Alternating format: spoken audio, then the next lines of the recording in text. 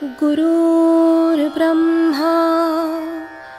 गुरुर्विष्णू गुरुर्देवो महेश्वरः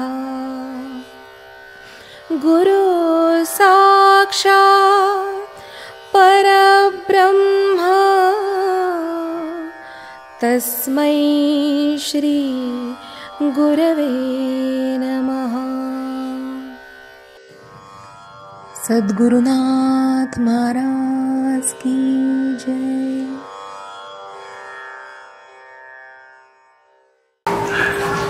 आपण रामकृष्ण हरी मंत्र म्हणतो ना, मंत्र म्हणताना सुद्धा मन बुद्धी राम कृष्ण हरी, राम आणि कृष्ण म्हणजे हे दोन इलेक्ट्रॉन्स आहेत असं सुद्धा वाटलं. यांना ज्ञानाच्या जाणीवेत आणावं लागणार आहे, त्याशिवाय राम कळत नाही आणि कृष्णही कळत नाही. म्हणून शून्य निशून्य हे जे आपण शून्य निशून्याचे बीज महाशून्य असं म्हणतो, म्हणजे ते कसं कोरिलेट होतं असं तुम्ही कायम सिम्युलेट करायचा प्रयत्न करा, म्हणजे तुम्हाला हे सोपं जाईल. मला सांगण्याचा हेतू तोय. त्याच्यामुळे कसं होतं की शून्य निशून्य म्हणजे शून्याची अवस्था म्हणजे रामाची जाणीव आहे, बरोबर आहे, आणि निशून्याची अवस्था म्हणजे कृष्णाची जाणीव आहे. आणि दोन्हीही कुठे घेऊन जातात? मूळ आत्म्यापर्यंत, विश्वातीतापर्यंत जातात, म्हणजे हरीपर्यंत जातात. म्हणून ओम ज्ञानयुक्त जाणीवेमध्ये आपल्या दोन्हीही मन आणि बुद्धी या दोघांचाही सतत फिरलं पाहिजे. ज्ञानयुक्त जाणीवेतून राम आणि कृष्ण हे मन आणि बुद्धीला त्या जाणीवेत आणायचं सतत, आणि जायचं कुठं? आत्म्याच्या जाणीवेत, आपल्या मूळ आत्मस्थितीत हरी. लक्षात? अशा प्रकारे जरी कल्पना डोक्यात ठेवत राहिलं ना आणि जप करत राहिला तरी ऑटोमॅटिक जे आतलं घडणारं कर्म आहे ते कर्म त्या आत्म्यापर्यंत जाऊन पोहोचतं. हे मी जप करण्याच्या आतली अंतर्गत प्रक्रिया सांगायचा प्रयत्न केला. नाही तर काय होतं, जप करताना कसा करायचा हे कळत नाही, नुसतं वैखरीतनं जप येत राहतो आणि कॉन्सन्ट्रेशन आपलं होत नाही मग तिथं. लक्षात म्हणून सांगितलं. एनिवे, आणि मग त्यांनी जे म्हटलं आहे की जेव्हा तो आत्मा प्रगटतो तेव्हा अंधार राहतच नाही, बरोबर आहे की नाही? तस श्रीकृष्ण जर तिथं आहे आणि त्यांनी जर ते ज्ञान दिलेलं आहे अर्जुनाला, तर आता भेदाचा विषय राहिला कुठं असं त्यांना म्हणायचंय. हा मागच्या वेळेचा भाग आपण पाहत होतो. तर त्याच्या पुढे आता ते काय म्हणतात बघू ज्ञानेश्वर महाराज. तो तू परब्रह्मची असके मज दैवे दिदलासी हस्तोदके तरी आता भेद काय असा के देखावा कवणे. पूर्ण ब्रह्मच असलेला तो तू माझ्या सुदैवाने माझ्या हातावर पाणी सोडून दान दिला गेला, म्हणजे माझ्या सुदैवाने सर्वस्वी तू माझ्या स्वाधीन झाला आहेस, तेव्हा आता कशाचा कोठे व कोणी भेद पाहावा. हे संपूर्णपणे अर्जुन कृष्णाच्या स्वाधीन आहे आणि एक प्रकारे कृष्णही अर्जुनाच्या स्वाधीन आहे. कारण अर्जुन म्हणेल तसाच कृष्ण वागतोय. आता बघा कशी झाली परिस्थिती. तो जे जे म्हणेल ते सर्व पूर्ण करतोय कृष्ण, बरोबर आहे की नाही? म्हणजे काय झालं, दोन मन इतकी एकरूप झालेली आहेत की तिथे सांगावं लागत नाही. त्या जाणीवे हा कॉन्शियसनेस हे लक्षात ठेवा. म्हणून हे कॉन्शियसनेसचं एकीकरण, जसं आज काय मला सांगावं लागलं का, ज्यांना वाटलं त्या कॉन्शियसनेसशी जे रिलेट झाले त्यांच्या लक्षात आलं आज 10वा अध्याय संपणार आहे, मग का न प्रसाद घेऊन जावा. हा कॉन्शियसनेसच्या जाणीवेमधला विषय लक्षात ठेवा. लक्षात म्हणजे हे कुठं ना कुठेतरी आपल्याला आतून येणारा हुंकार आहे, आतून येणारा हुंकार आहे. हा शोधायचा प्रयत्न करायचा असतो. आणि म्हणून याप्रमाणे जे आपल्याला वाटतं ना या जाणीवेत ना, तेव्हा ते आत्म्याची जाणीव असते, तेव्हा तसं माणसाने वागावं आणि त्याला कोणी आडवं पण येत नाही. लक्षात ठेवा, कारण आत्म्याच्याच जाणीवेतनं सर्व प्रकृती कार्य करते. लक्षात ठेवा. हा अनुभव घेऊन बघायला लागतो माणसाला. आपलं काय होतं, आपण आत्म्याच्या जाणीवेतनं प्रकृतीचं कार्य बघत नाही, आपण जीवात्म्याच्या जाणीवेतनं प्रकृतीला पाहतो. त्याच्यामुळे विरोध, आपल्या मनासारखं न घडणं, या सगळ्या संकल्पना त्यातनं आलेल्या आहेत बघा.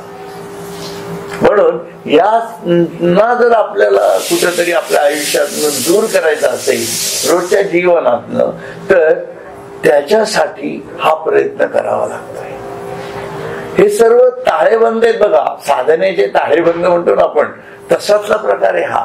हे अनुभूतीत घ्यायच्या या गोष्टी आहेत. म्हणजे मग जे घडणाऱ्या कृतीचं सुख दुःख हे परिणाम राहतच नाही, घेऊन बघावं. आणि हे सामूहिक जाणीवेतून जास्त चांगलं कळतं. लक्षात घ्या, सामूहिक जाणीवेतनं का म्हणतो मी, कारण समूहामध्ये घटना घडतीये, आहे की नाही. म्हणजे साधारण विचार करा, जे येत नाहीत आणि जे येणार आहेत दोघांच्याही बाजूने विचार करा. समूहामध्ये घटना आपण काय घडवत आहोत, पावसला जायचं, बरोबर आहे.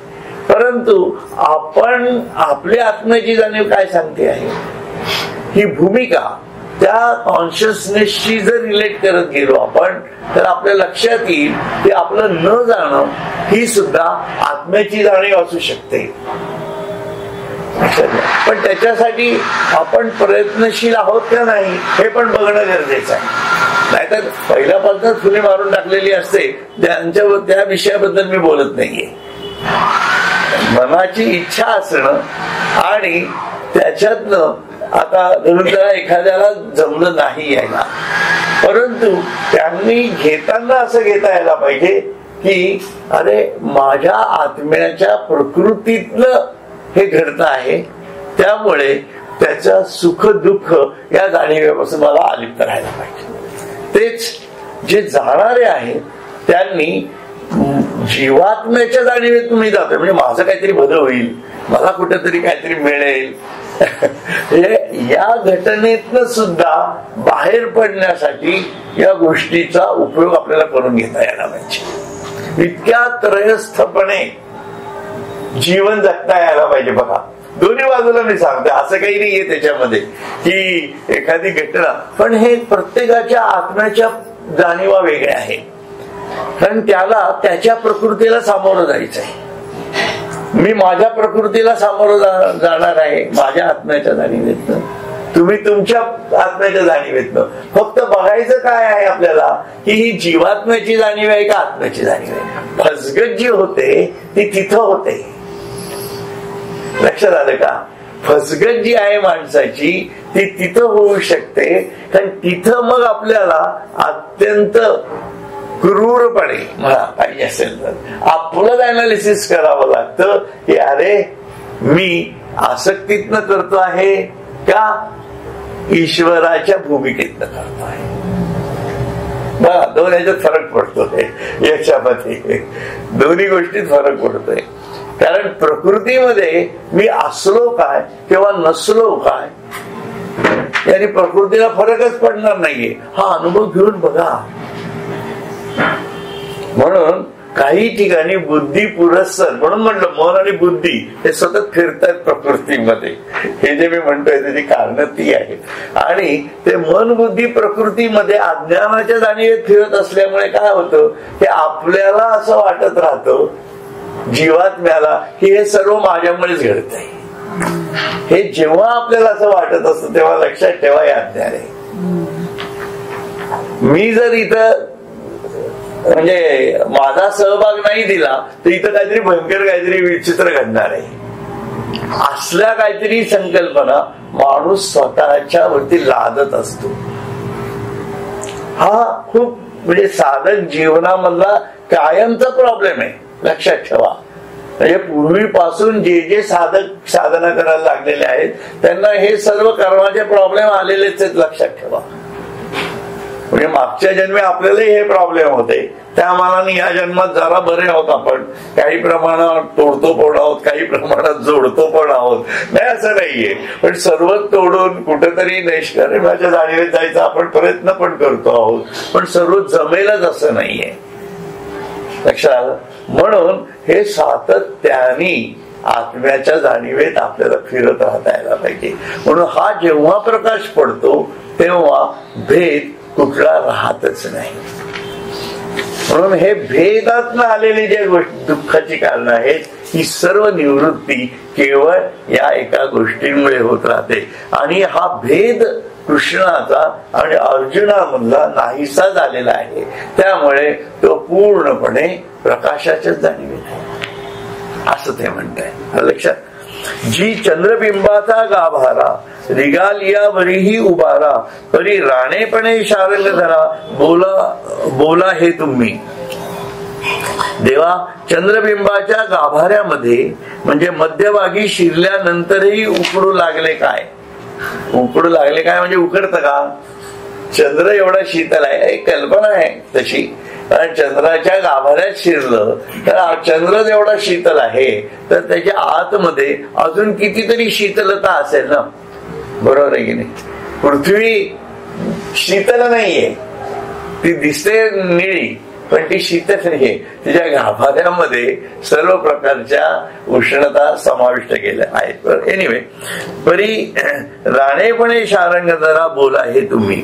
म्हणजे चंद्रबिंबाच्या गाभाऱ्यामध्ये म्हणजे मध्यभागी शिरल्यानंतरही उकडू लागेल काय? पण देवा, स्वामीपणाच्या नात्याने हे तुम्ही बोलत आहात, बरं का? पण तरी तुम्ही असं का म्हणालात की हे भेद म्हणजे सूर्यांच्या प्रकाश आल्यानंतर भेद राहणार नाहीत, असं तू अनुभव घे, असं तरी का म्हणालात? याचं कारण सर्व लोक काय अर्जुन झालेले होते का? सर्व लोक अर्जुन झालेले नाहीये. म्हणून त्या अर्जुनाच्या जाणीवेपर्यंत म्हणजे आत्मज्ञानाच्या जाणीवेपर्यंत जर जायचं असेल आपल्याला तर हा भेद तुला घालवता यायला पाहिजे असं त्यांना म्हणायचंय. म्हणून तुम्ही जे म्हणाला तेही बरोबर आहे असं अर्जुन परत म्हणतोय. अगोदर त्यांनी क्रॉस केलेले लक्षात आलं का तुमच्या? हे का असे डायलॉग आहेत त्याचं कारण ती आहेत. बोला हे तुम्ही. ते तर सावियाची परितोषोनी देवे, अर्जुना ते आलंगिले जीवे, मग म्हणे तुवा न कोपावे आमुचिया बोला. आणि असं जेव्हा अर्जुन म्हणतो की तुमची म्हणजे कृष्णाची भूमिका पण अर्जुनाला जेव्हा अर्जुन सांगतो की तुम्ही या भावात म्हणालेला आहात हे मला समजतंय, तेव्हा मग स्वतः कृष्णाने अर्जुनाला आलिंगन दिलं, जवळ घेतलं, हृदयाशी धरलं आणि कृष्ण म्हणतायत की मी जे बोललो त्याचा तू खेद वाटून घेऊ नकोस. आलं का लक्षात? म्हणजे ते कसं चाललंय डायलॉग बघा, म्हणजे तुमच्या लक्षात येईल. ते तर सावियाची परितोषोनी देवे, अर्जुना ते आलंगिले जीवे, मग म्हणे तुवा नको पावे आमुचिया बोला. अर्जुनाचे भाषण ऐकून भगवंताला खरोखर आनंद झाला व त्याने अर्जुनाला प्रेमाने आलिंगन दिले. नंतर भगवान म्हणतात, अर्जुना माझ्या बोलण्याचा राग मानू नकोस. असं जे म्हणताय त्याचं कारण ते आहे कारण तो त्यांना क्रॉस करतो ना एकदम फटकीने. तसा तो तडफदार असतो, तो फाटकीने एकदम बोलतो त्या सगळ्या या विभूती युगाच्या शेवटच्या ह्याच्यात. आम्ही तुझं भेदाची या वहाणी सांगितली जे विभूतींची कहाणी, ते अभेदे काय अंतःकरणी मानली की न मने. कारण मी असं का बोललो ते म्हणताय हे पाहण्याकरताच की आम्ही भेदाला धरूनच तुला जो विभूतींचा विस्तार सांगितला तो अभेदपूर्वक तुझ्या अंतःकरणात ठसला की नाही हे मला बघायचं होतं. बघा, म्हणजे विभूतींचा जो विस्तार सांगितला, 75 विभूती ज्या सांगितलेल्या आहेत त्या विस्तारांमध्ये भेद आलाच ना. ही विभूती माझी आहे म्हणजे मी कोणतरी वेगळा आहे आणि तो कोणतरी, ती विभूती म्हणून कोणतरी वेगळी आहे. हा भेद तिथं आहे आणि तो भेद तुझ्या डोक्यातला गेला की नाही हे समजण्यासाठी मी तुला असं म्हटलं. आले का लक्षात? म्हणजे हा भेद थोडक्यामध्ये तू ठेवू नकोस. इतकं त्यांनी मायन्यूट मानसिकता ही अर्जुन आणि श्रीकृष्णाची लक्षात ठेवा. काय किती तुमच्या लक्षात येते मला लक्षात येत नाही आता तरी, परंतु ही खूप सटल मानसिकता आहे. लक्षात एखाद्याला आपण म्हणतो की मी तुला एवढं सगळं सांगितलं आणि याच्यामध्ये मग हे तुला कळलं का नाही, याच्यासाठी मी हा प्रश्न विचारला, हा प्रश्न टाकला, असं म्हणतो ना आपण. तसं की पृथ्वीवरती जे झाडाचं फळ वरनं खाली पडलं, बरोबर की नाही? वरनं खाली पडतंय, मग आता समजा मी ही बाटली वर फेकली तर ती कुठे जाईल? खालीच जाईल, बरोबर आहे. पण तुम्ही जर मला भासाळे मॅडम म्हणाला एवढं सांगितल्यानंतर परत हाच प्रश्न तुम्ही मला कशाला विचारताय, बरोबर आहे की नाही? यांचा प्रश्न असा, मी असं सगळं एक्सप्लेन केल्यानंतर त्यांनी समजा मला उलट विचारलं, सर काय तुम्ही परत तेच काय सांगताय, ऑलरेडी तुम्ही हे सगळं सांगितलेलं आहे, म्हणजे सूर्याचा प्रकाश पडल्यानंतर आम्हाला हे कळलंय तुम्ही सांगितल्यानंतर, परत कशाला तेच सांगताय? त्याच्यावरती कृष्ण असं म्हणतोय की मी हे का सांगितलं तुला, की बाबा रे तुला या विभूतीमध्ये आणि माझ्यात काही फरक नाही आणि तुझ्यात आणि माझ्यातही काही फरक नाही हे कळलं की नाही हे बघण्यासाठी मी हे केलं. म्हणजे मी भासाळे मॅडमना काय सांगणार की तुम्हाला न्यूटनचा सिद्धांत कळला का नाही कळला, यासाठी मी हा प्रश्न विचारला. समजण्यासाठी सांगतोय असा डायलॉग येतो, अशा रीतीचा ते डायलॉग आहे. म्हणून सांगितलं आम्ही तुझं भेदाची वाहणी सांगितलेली जे विभूतीची कहाणी ते अभेदे काय अंतःकरणी मानली की न मने, म्हणजे तुझ्या मनाने हे मानलंय का नाही मानलंय हे समजण्यासाठी मी केलंय. हे ची पहावया लागी नावेक बोलिलो बाहेर बाहेर इसवडिया भंगी तव विभूती तुझ चांगली आलिया बोधा. इथे ऐकून अर्जुन म्हणतो देवा हे आपले आपण जाणा, बरं का, हेची पहावया नाही. 1 मिनिट 326 आहे नाही घरी. हा, हे पाहण्याकरतात असे मी थोडेसे बाह्यात्कारी बोललो, पण तुला विभूतीचा बोध उत्तम प्रकारे झाला आहे हे समजून आले, बरोबर असं ते म्हणतायत. हेची पहावया लागी म्हणजे हेच पाहण्यासाठी मी हा प्रश्न विचारला की बाटली वर फेकली तर कुठे जाईल, तर तुम्ही उत्तर बरोबर दिलेलं आहे हे पाहण्यासाठीच मी हा प्रश्न विचारला. असाचा प्रकार झाला तो. बाहेर निसवाडिया भंगी तो विभूती तुझं चांगली आली या बोधा, म्हणजे तुला या विभूतीमधनं संपूर्ण बोध मिळाला काय नाही हे समजून घेण्यासाठी. ते तर अर्जुन म्हणे देवे हे आपुले आपण जाणावे, परी देखतसे विश्व आगवे तुआ भरले. बघा आता अर्जुन काय म्हणतोय परत, अर्जुन काय म्हणाला की ते ऐकून अर्जुन म्हणतो देवा हे आपले आपण जाणा, पण सर्व जगात तूच एक व्यापून भरला आहे असे मात्र मी पाहत आहे. ही खूप वेगळी अवस्था आली मला. सर्वत्र सर्वम खलु इदम ब्रह्म या जाणीवेवरती आता अर्जुन आलेले आहेत. लक्षात आलं? त्याच्यामुळे इतकं वेळ जे काही सगळं चाललेलं आहे तत्वज्ञानाचा विस्तार पहिल्या अध्यायापासून ते त्याला आता या जाणीवेपर्यंत आणून ठेवलेला आहे त्यांनी, की सर्वत्र कृष्णच झालेला आहे बघा. आणि या सगळ्या याच्यामध्ये कृष्णाने स्वतःला एवढंच सांगितलेलं आहे की माझं स्वरूप असं आहे, मी असा आहे, मी तसा आहे वगैरे सर्व कृष्ण म्हणून मी वासुदेव कसा आहे, मी अजून फलना सगळं सांगितलं. पण अजूनही कृष्णाने मी पुरुषोत्तम आहे असं सांगितलेलं नाही. लक्षात आलं? म्हणजे अजूनही तो एक गोष्ट राखून कुठेतरी चाललेला आहे. म्हणजे हे कसं तुम्ही थोडं पुढचं वाचलं असेल तर तुमच्या लक्षात येण्यासारखे प्रसंग आहेत, पण मी का अगोदरच सांगतोय कारण हा भाव पण कळला पाहिजे आपल्याला. म्हणून विश्वातीताची जाणीव अजूनही अर्जुनाला अनुभवायची आहे. हे योगी अरविंद जे म्हणतायत ना आत्मज्ञानाची जाणीव विश्वस्वरूपाची जाणीव आणि त्याच्या पलीकडची विश्वातीताची जाणीव. म्हणजे आता कुठं आलाय अर्जुन? अर्जुन हा आता अबोध मनाच्या जाणीवेवरती आलेला आहे. लक्षात घ्या. म्हणजे अरविंदांच्या तत्वज्ञानाप्रमाणे किंवा आपल्या तत्वज्ञानाप्रमाणे हा तुमच्या गुणक्षोभिणी मायेचं सर्व स्वरूप त्याच्या लक्षात आलेलं आहे. लक्षात हा म्हणजे संपूर्ण विश्वात काय घडत आहे या जाणीवेत तो आलेला आहे. म्हणून पैराया तो पांडुसुत ऐसिये प्रतीतीसी जाहला वरित त्या संजयाची या बोला निवांत धृतराष्ट्र आहे. आता यांनी इथं विषय ज्ञानेश्वरांनी बदलला. लक्षात ते परत त्या म्हणजे तिथल्या वातावरणामध्ये गेलेले आहेत.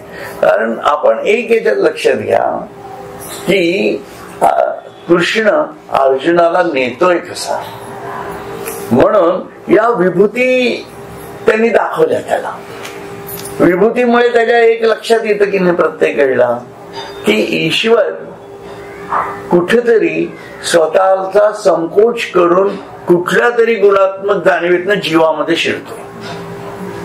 बरोबर. म्हणजे त्याला कुठेतरी प्रकट व्हायचंय. एक इंटेन्शन लक्षात घ्या. ही इंटेन्शन्स आहेत म्हणजे परमेश्वराची की त्याला प्राकट्य करायचंय आपलं स्वतःच. मग तो गुणात म्हणून विभूती प्रत्येक विभूतीमधनं काय दिसतंय आपल्याला? त्याच्या गुणाचं प्राकट्य दिसतंय. म्हणजे ईश्वराचं प्राकट्य दिसतंय ना. आणि आता ते प्राकट्य अर्जुन सर्वत्र बघायचा प्रयत्न करतोय किंबहुना त्याला ते दिसायला लागलेलं आहे. या भूमिकेपर्यंत त्याने अर्जुनाला आणलेला आहे. म्हणून तो अर्जुन पुढच्या अध्यायामध्ये असं म्हणतो की मला तुझं हे विश्वरूप दाखव. आता खूप झाली, ही विभूती झाली, ते झालं, हे झालं, सगळं झालं. लक्षात आलं का? त्याची कारणं पण आपल्याला कळली पाहिजे. त्याच्या पाठीमागची काय असं चाललंय सगळं. ही कारणं जोपर्यंत कळत नाही तोपर्यंत आपल्या मनात शंका राहते की याने विभूती सांगितली, एवढं सगळं सांगितलं, परत हा महाराज परत आपलं विश्वरूप दर्शन दाखवा म्हणतो. म्हणजे अर्जुन काय एक कुठल्या जाणीवेत चाललाय? हा त्या आध्यात्मिक जाणीव आहेत. लक्षात ठेवा. म्हणून सगुण रूपात पाहणं, कारण त्यांनी सगुणात बघायला सांगितलं ना. त्याचं निर्गुण स्वरूप तू सगुणात बघ. विभूती वियोग म्हणजे काय? सगुणात बघायचंय. मग त्या संपूर्ण परब्रह्माला मला सगुणात बघायचंय. आता मी विभागातून पाहतोय. ही थोडीशी पूर्वपीठिका पुढच्या अध्यायाची इथं सुरुवात होते. लक्षात आलं का? त्याला सुरुवात आहे, त्याच्या मानसिकतेची सुरुवात आहे की त्यांनी असा प्रश्न का केला असेही. कारण साहजिक वाटणार ना. तुमच्या समोर समजा 10 गोष्टी आणून ठेवल्या असतील की याच्यात हे आहे, याच्यात ते आहे, त्याच्यात ते, आणि हे सर्व त्या एका मेन गोष्टीतनं आलेलं आहे. बरोबर आहे. म्हणजे धरून त्याला की ही साडी या दुकानात आलेली आहे, ती साडी ही पण त्याच दुकानात आणलेली आहे, ही हा ड्रेस पण त्याच दुकानात आणलेला आहे, त्यानंतर ही अजून कुठली तरी वस्तू असते ती त्याच दुकानात आणली. तर तुम्ही काय म्हणा, अरे एकाच दुकानात एवढं सर्व मिळतं, चल मला त्या मॉलमध्ये घेऊन चल. आलं लक्षात? म्हणजे तो मॉल बघण्याचा जो काही एक आविष्कार त्याच्यामध्ये तयार होतो आहे, तो आविष्कार मी खूपच व्यावहारिक भूमिकेतनं समजावं म्हणून सांगितलं हे उदाहरण. परंतु हे अशा रीतीने त्याची मन तयार झालेले की त्याला आता ती जाणीव कुठेतरी आत बोचायला लागली की कृष्णाचं, जरी मी कृष्णाला सर्वत्र पाहतोय तर मग हा नेमका कृष्ण आहे कोण? आहे की नाही?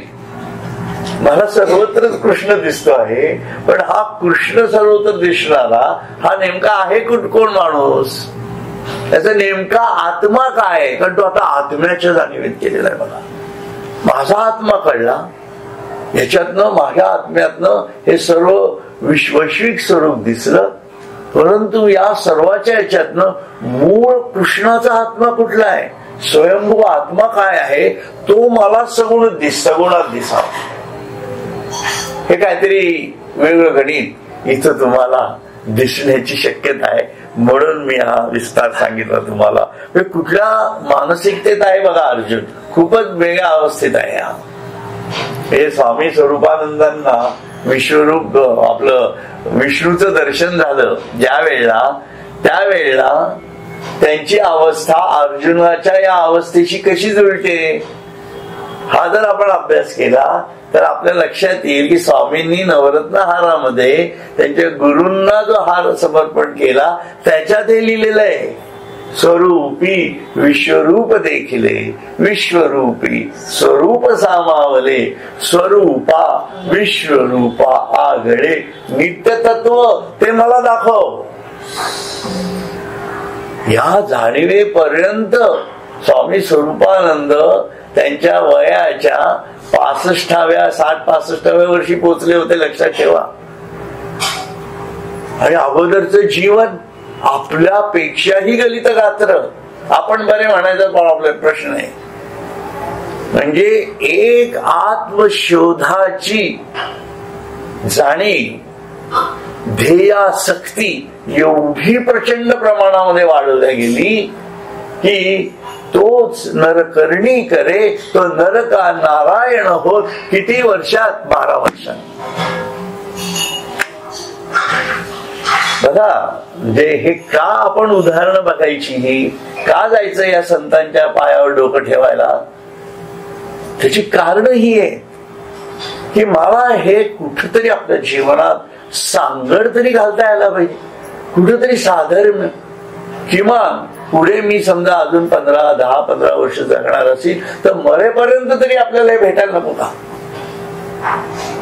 नाही तर जीवनच वाया गेलं ना, काय उपयोग झाला. मग परत पुढच्या जन्मी चांगला जन्म मिळेल, माणसाचा मिळेल, मग परत कुठं जन्म मिळेल ते माहिती नाही. परत जिथं अगदी ठीक आहे चांगलंय पुण्यातच मिळाला, आपल्याच पोराच्या पोटी मिळाला, सगळं जरी झालं तरी त्या पोराला आपल्याला सांभाळण्याच्या बुद्धी, आपल्यावर चांगले संस्कार करण्याची बुद्धी व्हायला पाहिजे ना. नाही तर तो त्याच्या गाड्यांमध्ये फिरून आपल्याला मॉलमधनं जर फिरवत राहिला तर अगोदरच आपल्याला आत्मज्ञान न झाल्यामुळे मन अजूनच भरकटत जाणार आहे.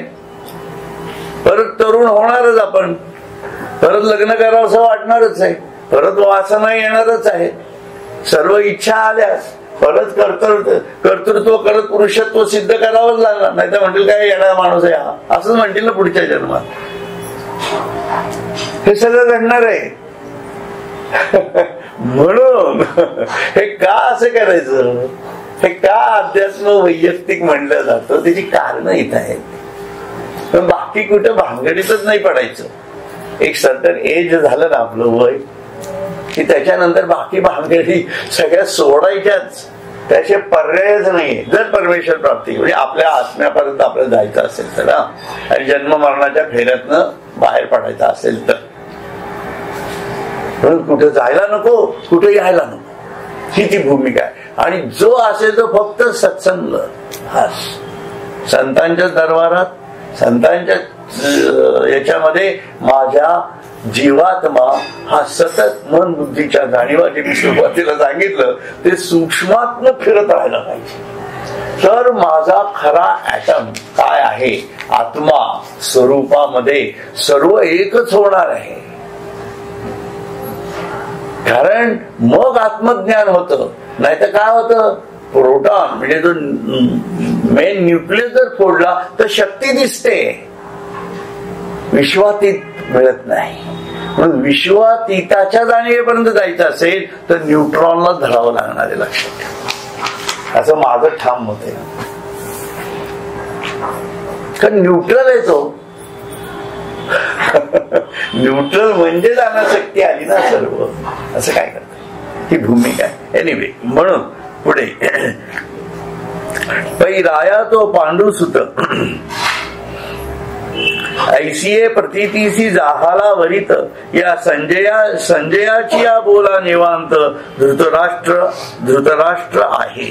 बर का, संजय म्हणतो राजा धृतराष्ट्रा तो पांडुसुत अर्जुन असा अभेद किंवा अद्वैताचा अनुभव घेऊ लागला आहे. बरोबर, तो अद्वैतात शिरला आता, बरोबर आहे की नाही, घेऊ लागला.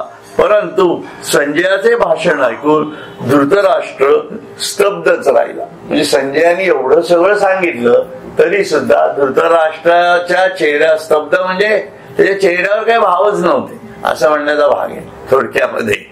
हो का, बरोबर, ठीक आहे, झालं असेल असं. पण तो इतकं कॅज्युअली गीता ऐकत होता की त्याला काय कुठं मानसिकतेत शिरायचा विषयच नव्हता. लक्षात आलं का? इतका आंधळा होता तो. त्याचं ते पुढे म्हणताय त्यांनी की संजय दुखवलेनी अंतःकरणे म्हणत तसे नवल नवे दैवा दवडणे हा जीवी धरसा आहे मी म्हणे तो आतही आंधळा. काय की नाही, बरोबर पुढे म्हटलं असेल त्यांनी. म्हणून हे पाहून संजयाला धृतराष्ट्राविषयी थोडे दुःख झाले बरं का. संजय दुखवलेनी थोडं त्याला वाईट वाटलं की काय आपला हा मालक आहे की नाही असं वाटतं ना. म्हणजे कळवळ्याची दाद येतेच ना. तुकारामाला थोडं दुःख झालं असेलच ना. या जन्मभर आपली बायको होती ती आली नाही, पण बाबा शेवटी जाऊ दे ना, तर काय करणार, दुःख होणार आहे की नाही. पण ते तिचं प्रारब्ध होतं, लक्षात ठेवा. त्याच्या आड तिथं गेली असती तर अनुषंगिक प्रारब्धातनं बाहेर पडली असती आणि आज तुकाराम आणि म्हणजे पांडुरंग आणि रुक्मिणी या स्वरूपात लोकांनी पूजा केली असते. लक्षात ठेवा. केवढी एक घटना माणसाला कुठल्या कुठे घेऊन जाऊ शकते. लक्षात ठेवा. हे नियतीची गणित समजले पाहिजे. म्हणून कोणाचा हात धरायचा हे पण कळलं पाहिजे माणसाला. लक्षात घ्या, खूप महत्वाचं आहे त्या गणितात. आपण कुठं जातो आहोत, काय करतो आहोत, काय बघतो आहोत, सगळं दिसतंय पण वळत नाही. प्रॉब्लेम तो आहे. म्हणून धृतराष्ट्र न होता अर्जुन व्हायचा प्रयत्न. आपण अर्जुनाच्या मानसिकतेत राहावं कायम. कृष्ण आपल्याला घेऊनच जाणार आहे. म्हणून ती तुकारामाची बायको जर तुकारामाच्या जाणीवेत आपला नवरा करतो ते बरोबर आहे, बरोबर आहे, काय असेल ते असू दे, चांगलं आहे, छान आहे असं करत गेली असती आणि तिनेही सर्व मानसिकतेतनं ऍक्सेप्ट केलं असतं तर काय झालं असतं विचार करा. आपोआप खेचल्या गेली असती ती इकडं. हे साहजिक गणित आहेत बघा. म्हणून ही सर्व ज्ञानेश्वरांची भावंड, निवृत्तीनाथ वगैरे सर्व निवृत्तीनाथांची भावंड म्हणून वाटलं, ही सर्व जण एकाच जाणीवेत होती. त्याच्यामुळे कोणी कुठं गेला, कुठेही समाधिस्थ झाले तरी सुद्धा निवृत्तीनाथ शेवटपर्यंत सर्वांच्या बरोबर होते. गुरु होते ते आणि शेवटी त्यांनी त्र्यंबकेश्वरला समाधी घेतली. हे खूप फरक पडतो बघा. म्हणून ज्ञानाच्या जाणीवेमध्ये फार फरक पडतो. लक्षात, खूप वेगळं गणित आहे. म्हणून संजयाला धृतराष्ट्राविषयी थोडे दुःख झाले व तो म्हणू लागला की भगवंताच्या मुखाने असा अद्वैत ज्ञानाचा उपदेश ऐकण्याचे सद्भाग्य प्राप्त होऊ नये. आता प्रत्यक्ष भगवंताच्या तोंडातनं गीता ऐकतोय, बरोबर की नाही. आपण कोणाच्याही तोंडातनं ज्ञानेश्वरी ऐकतो खरं तर, आहे की नाही. तरी आपल्याला ते बरं वाटतं. पण प्रत्यक्ष पांडुरंगाच्या, प्रत्यक्ष भगवंताच्या तोंडातनं ज्ञानेश्वरी ऐकली किंवा ज्ञानेश्वरांच्या तोंडातनं हरिपाठ ऐकला असेल तर काय भाग्याचा काय सुमार आहे का त्या. आणि ते ऐकूनही जर फरक पडत नसेल, होते असे लोक असतात. ज्ञानेश्वरांच्या काळात ते होतेच ना. असं काही समजायचं कारण नाहीये की ते असं. म्हणून हा जो धृतराष्ट्र आहे असा आंधळा आहे असं म्हणताय, हा त्या भाग्याला दूर लोटतो हे आश्चर्य नव्हे का. हा धृतराष्ट्र वरून आंधळा आहे पण अंतःकरणातून आंधळा नसेल असे मला वाटत होते. परंतु तो आतही आंधळाच आहे. म्हणजे त्याच्या अंतःकरणात ज्ञान सूर्याची किरणे शिरत नाहीत असे मला आता वाटू लागले आहे. बघा, 10व्या अध्यायाच्या या भूमिकेवरती आल्यावर त्याला त्याचा मालक काय तो कळला. म्हणून तो सातत्याने इथं रणभूमीवर काय चाललंय, कृष्ण अर्जुनाचा संवाद हेच सांगत होता. त्याच्याशीच तो कनेक्टेड होता. जरी याला सांगत असला तरी त्याचं मन कुठं होतं, त्याची बुद्धी कुठं चालली होती सातत्याने, ती तिथंच आत्म्याच्या भोवतीच फिरत होती मन आणि बुद्धी. लक्षात घ्या. ही जे फिरणं आहे ना, हे सातत्याने तिथंच घडवावं लागणार आहे आपल्याला, फार महत्वाचं आहे. म्हणून पण असं म्हणतोय तो की संजय दुखवलेनी अंतःकरणे झालं ते परी असो हे तो अर्जुन स्वहिताचा वाढवितसे मान की याहीवरी तया आन दिवसा उपन्नला.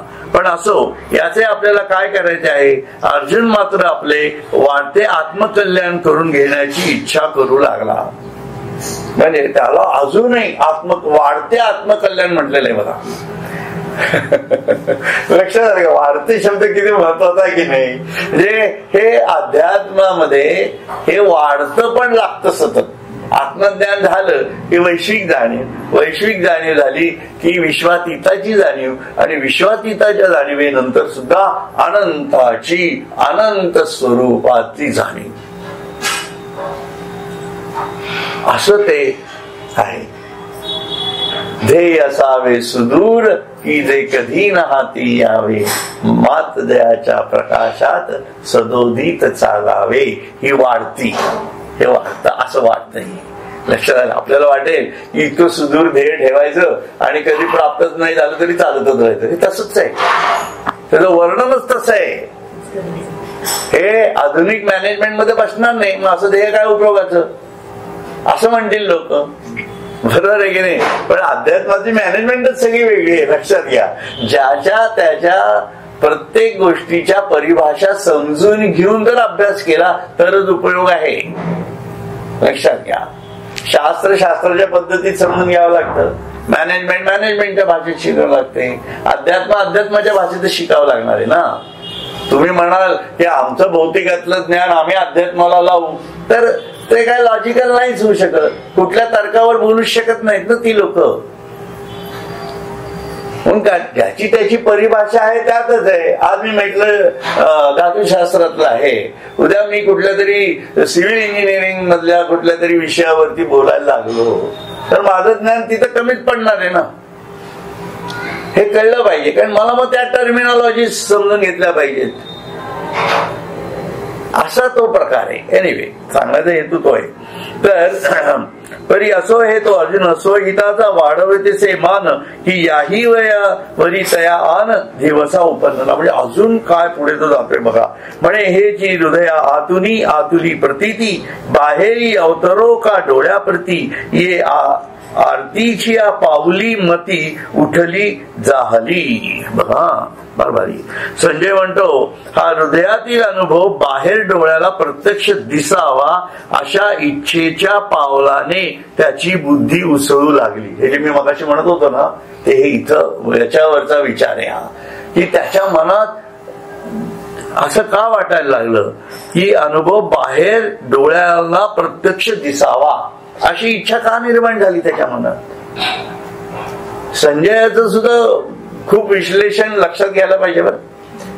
कारण अर्जुनाची मानसिकता त्यांनी काही काही ठिकाणी इतकी मस्त छान सांगितलेली आहे की त्या अभ्यासातनं आपल्याला कळतं की अरे संजय असं का म्हणतोय. कारण प्रत्यक्ष डोळ्यांनी या 75 विभूती सांगितल्या, मग प्रत्यक्ष डोळ्यांनी ते परब्रह्म कसं असेल ते मला डोळ्यांनी का दिसू नये.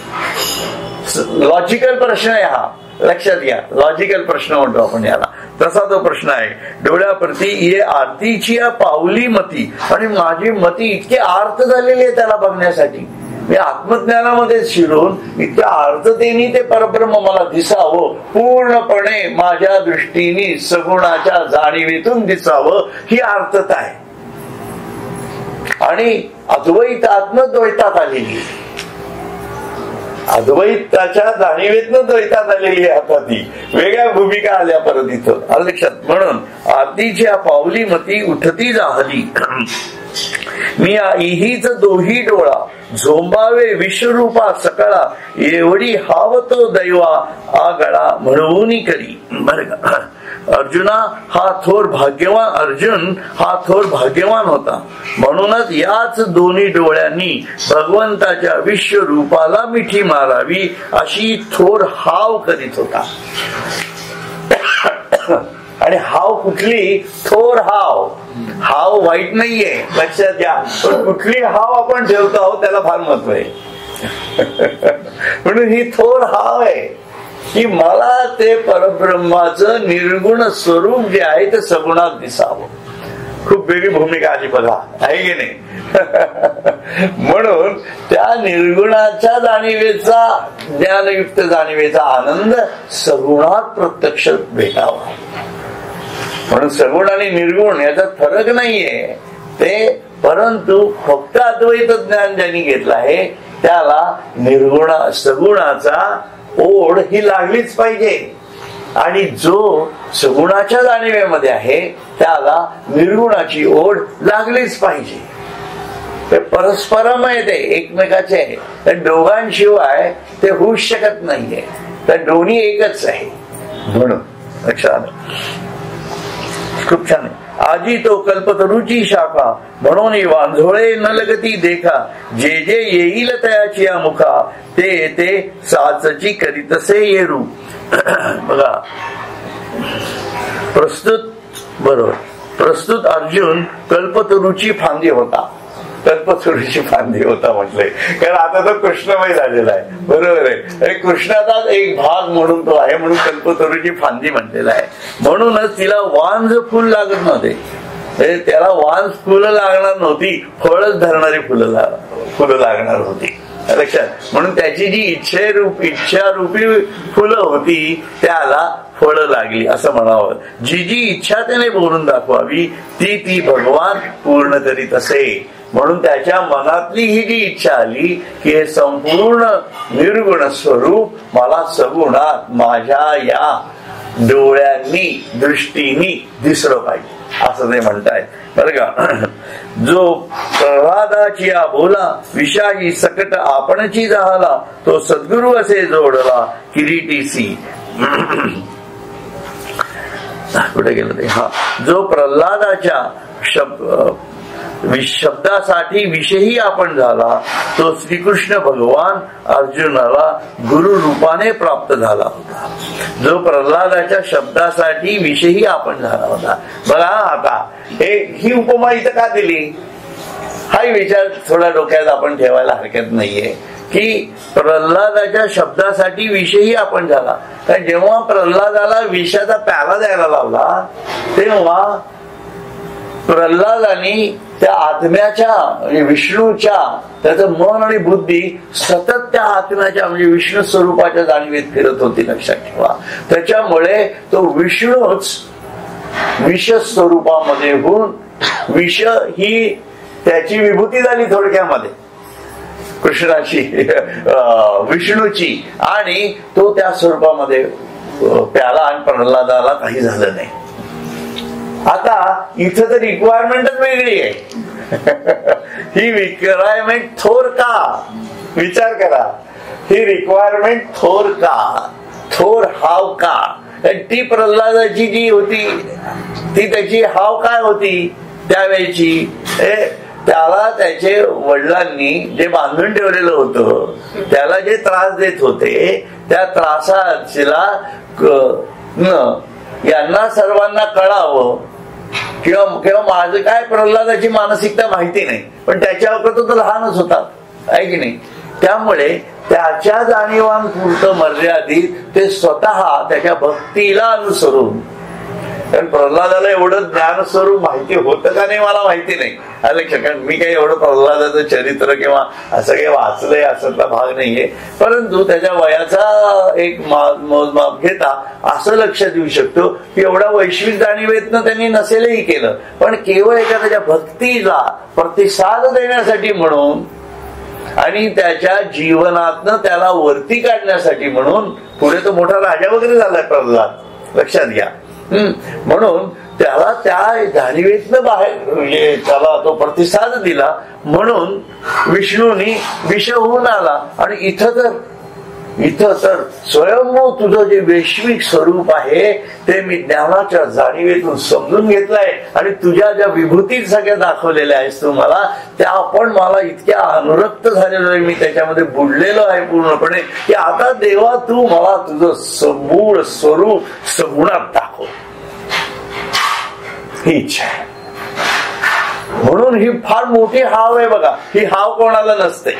आपण म्हणतो ना की आपल्याला देव भेटावाची हाव आहे का, हे आपल्याच मनाला विचार करून बघा. अध्यात्म करावं अशी तरी खरोखर हाव आहे का? जमलं तर जमलं, जाऊन बघू काय, तेवढे 4 शब्द कानावर पडतात. तर बऱ्याच गोष्टी आहेत म्हणजे त्या चुकीच्या आहेत असं माझं म्हणणं नाही आहे, लक्षात ठेवा. गैरसमज नकोय. परंतु हाव आहे की नाही, हाव कशा स्वरूप असते की मी हे केल्याशिवाय राहणारच नाही.